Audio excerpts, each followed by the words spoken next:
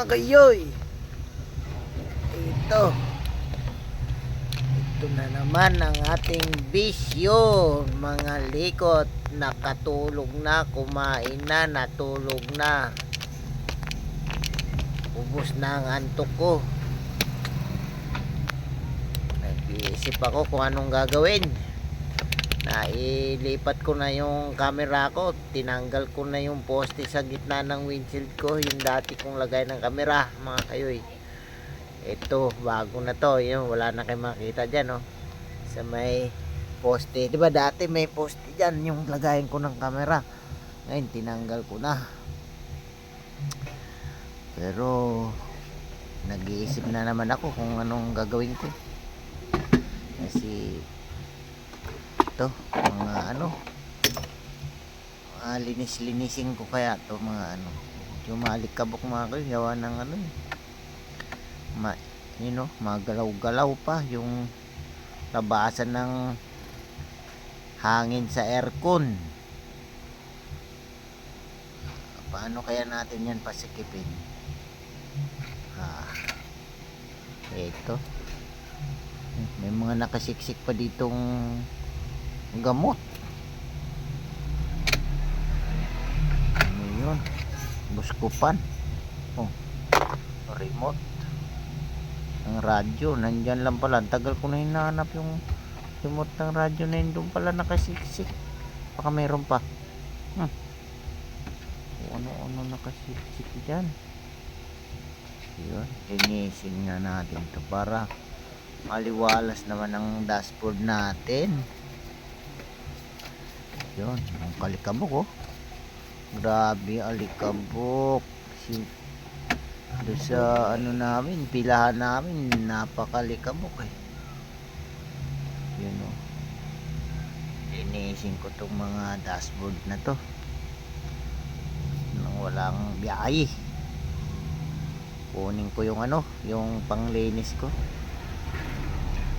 yung ito yung poste ko. Baklasin ko to para saan ko kaya to ililipat. Baklasin ko. Ay, sit out. Saan kayo papunta?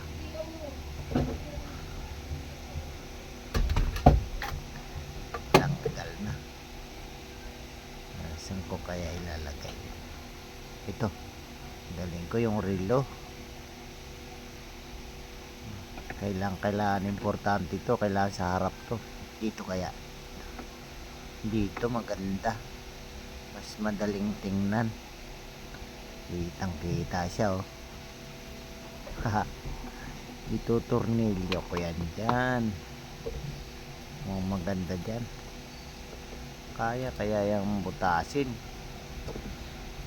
Kailangan mait. Okay, paano kaya butas yan? Yun talaga siya maganda ito ulit. Maganda talaga tingnan dyan. May relo yan. Taasin ko to. Diba? Tigas hindi tablan. Babagahin ko yan. Hindi ikot. At sagain at ikotin mo. Sige, diin na nga na husto. Ayaw mo?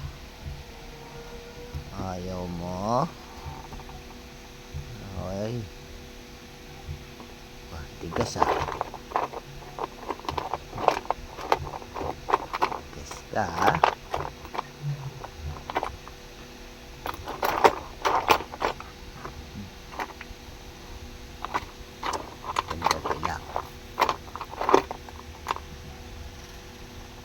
gagawin kita paraan. Maraming paraan. Diyan ko talaga lalagay yung relo na yan. Forma. Ito. Maganda talaga dyan talaga gusto ko eh. Hindi talaga siya bagay. Ayan pa. Ito, matalas tong tornilyo na to. Butasin ko muna. Sige, dami ng butas nung dashboard ko eh. Butas na eh. Pero, malilit lang naman, kaya naman takpan yun. Ito, pero hindi sa dashboard to, sa electric pan. Sa ano yun. Uy, butas ka.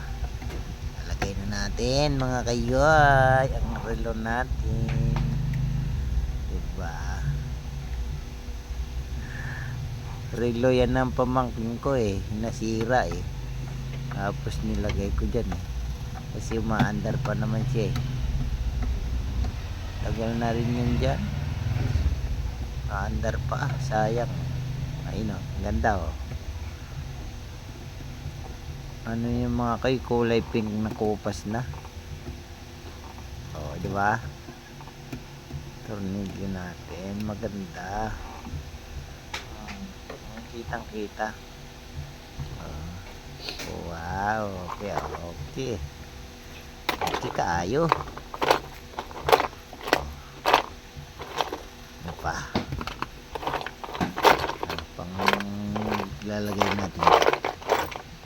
Balak ilalagay dyan yung ano eh, yung volunteer, yung parang ano, tanso sa mga kayo na pulot ko na ano, parang nimplit. Meron akong parang gusto ko ilagay dyan kasi dati dyan yun, no? Volunteer yan, nakasulat yan, tanso. Uy, sinalaglag naman. Didikit ko yan. Yan na kaya. Wow.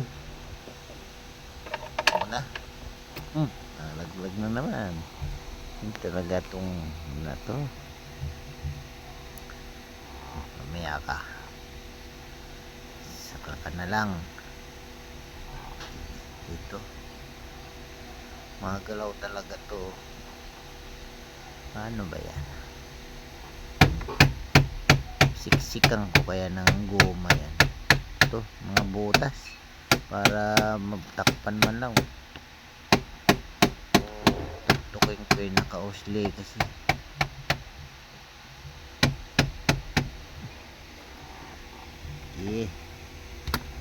tok, dahan-dahan lang baka masira.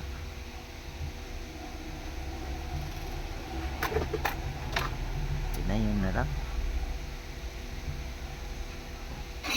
Yung ano, nagalaw, pangit tingnan.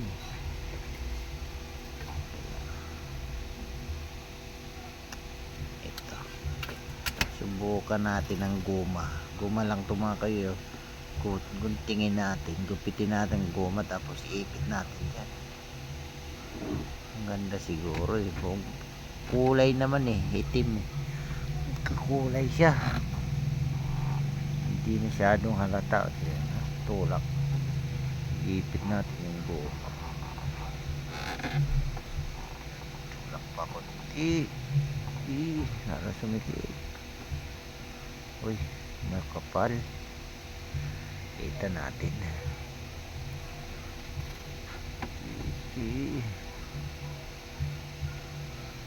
Tigas mo ha.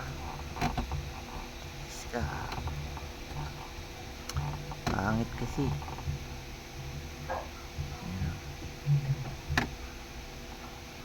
Yun. Parang maganda. O yan o. Hindi na, isa na lang. Lalagyan ko din yung isa na yan. Para wala nang gagalaw-galaw.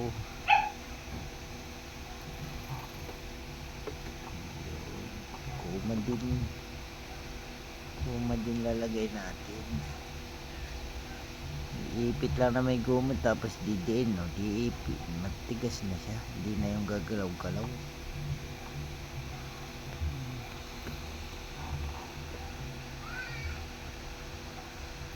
O, diba?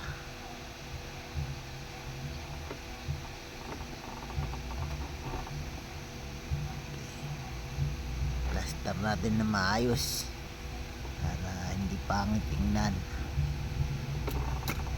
Okay. Uy, may nakausli, putulin natin. Yun, bawasan, mahaba.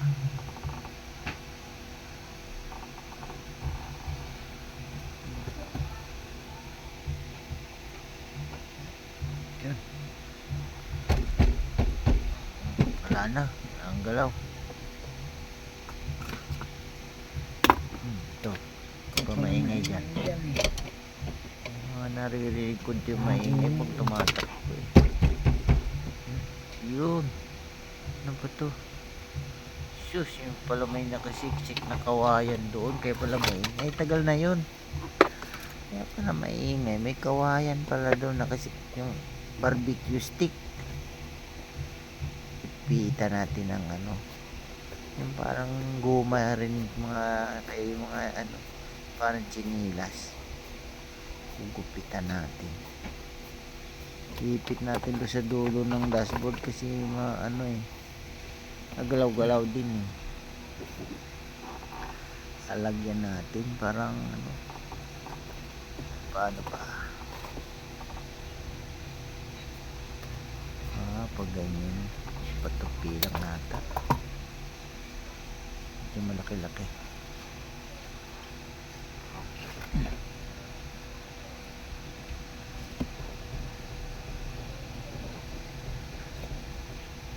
Okay.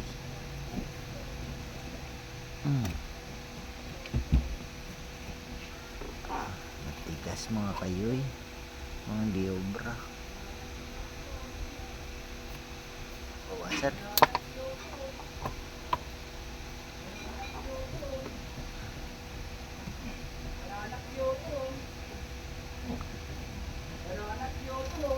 Yun, kasya na siguro yan.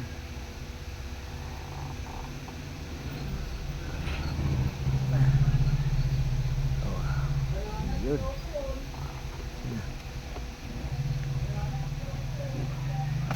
Palitan ko kaya. Mas maganda to.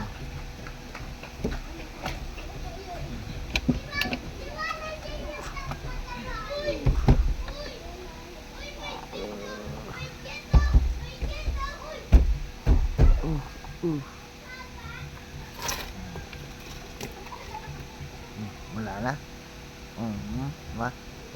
Wala nang ingay. Okay na. Baba.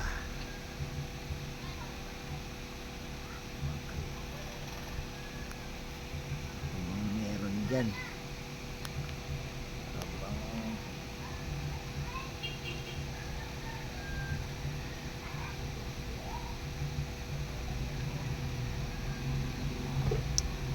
Isip.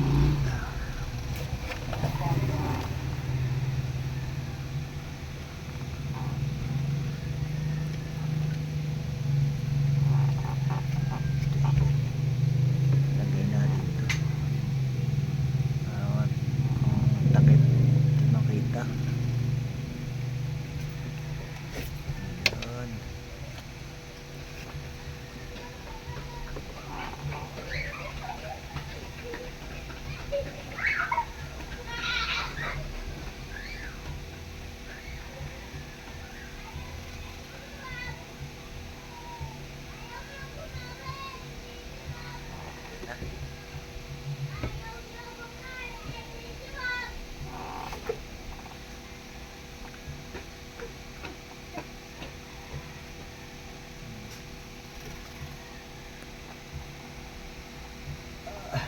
Naman. Malinis na mga kayo yo. Ganda na ng dashboard natin. Mga liwalas na, wala na yung nakaharang sa gitna. Kahoy.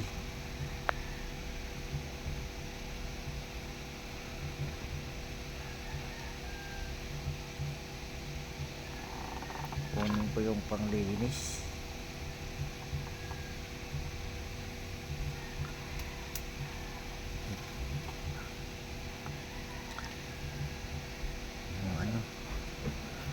Bangon. na binigay ni Ate Arlene. Dito ko lalagay para unti na lang laman ito eh. Binigay lang to ni Ate Arlene yung magpabango. Mabango siya mga kayo eh. Tornilyo ko dito sa bandang malapit sa may salamin.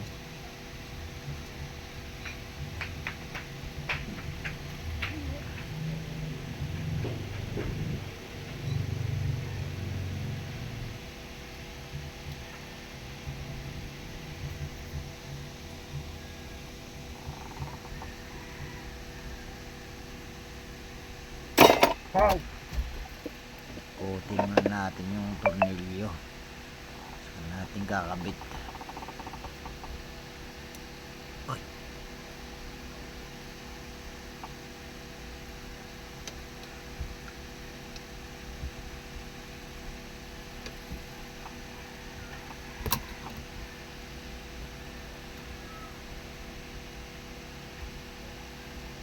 Ewan ko kung di ba ito kakalantog pagtakbo.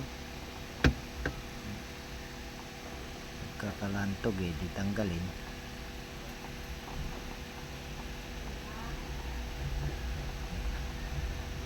Wala rin dito.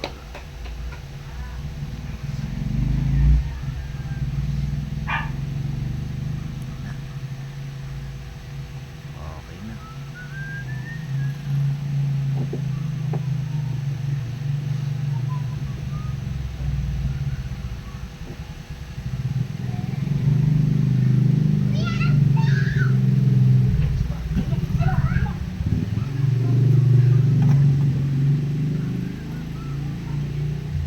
Pag walang biyahe, kalikot ng kalikot.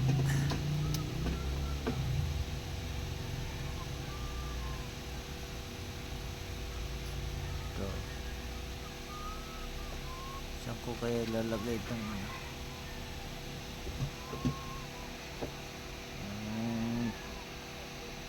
camera, lagay ng camera ko nung yung poste na nilagay sa gitna.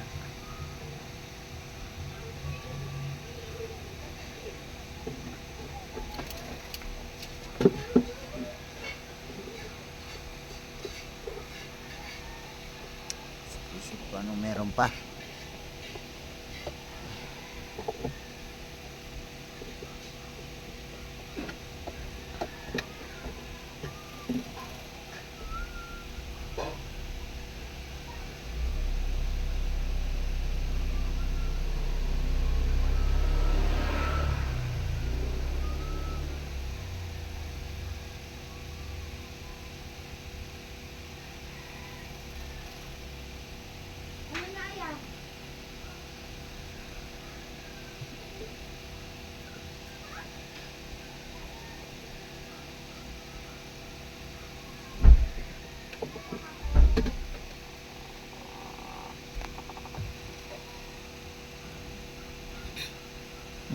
Bata.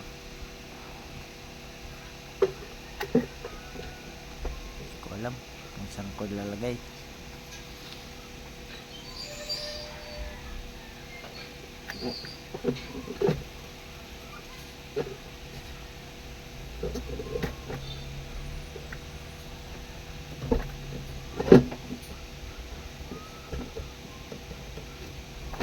Ganda kasi yun eh pag pag nagla-live, yung magandang dun kakabit yung cellphone ko pag nagla-live ako sa biyahe. Pinakamaganda. Hindi ko alam kung saan ko ilalagay.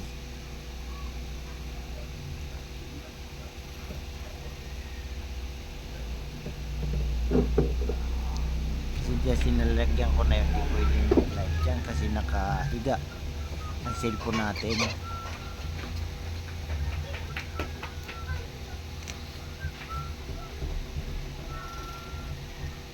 Dito kaya sa bandang likod ko.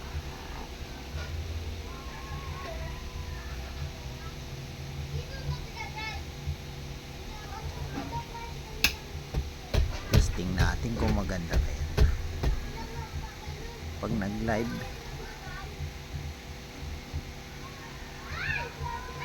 Maganda rin kasi yung mananakbo ka naka-live. Marami ding nanonood.